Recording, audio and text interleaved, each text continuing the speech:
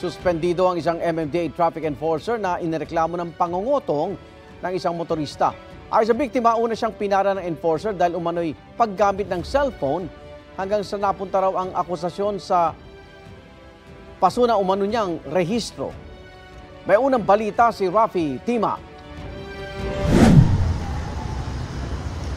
Sa mistulang police lineup na ito, sa halip ng mga suspect, mga MMDA traffic enforcers na naka-assign sa Commonwealth Avenue ang nakahilera.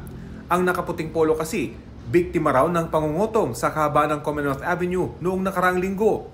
Sandali lang pinagmasdan ng mga enforcers, agad kinilala ng biktima ang enforcer na umano'y nangutong sa kanya. Agad-agad suspendido ang enforcer. Na-identify ka with and without mask. So, hindi lang ito unang beses, pangalawang beses to. Hindi.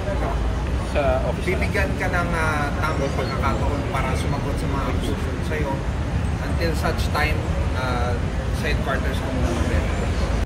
Ayon sa biktima, Biyernes ng hapon, nag-U-turn siya sa Techno Hub patungong Tandang Sora nang parahin siya ng enforcer. Noong una'y paglabag sa paggamit ng cellphone ang inaakusa sa kanya. Sunod naman ay hindi raw siya nakasuot ng seatbelt.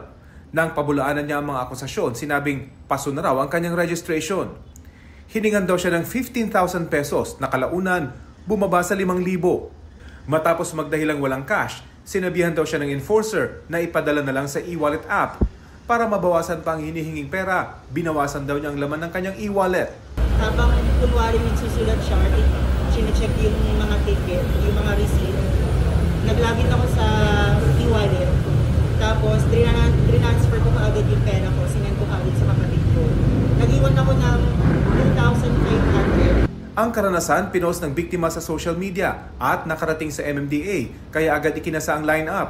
Kapag napatunayang guilty, bukod sa tanggal sa serbisyo, posibleng sampahan pa ng kasong kriminal ang enforcer. Payo ng MMDA, alamin ng mga motorista ang mga batas trapiko para oras na sitahin ng enforcer, alam nila ang kanilang isasagot. Ito ang unang balita. Rafi Tima para sa GMA Integrated News. Igan, mauna ka sa mga balita. Mag-subscribe sa GMA Integrated News sa YouTube. Sa mga kapuso abroad, subaybayan nyo kami sa GMA Pinoy TV at sa www.gmanews.tv.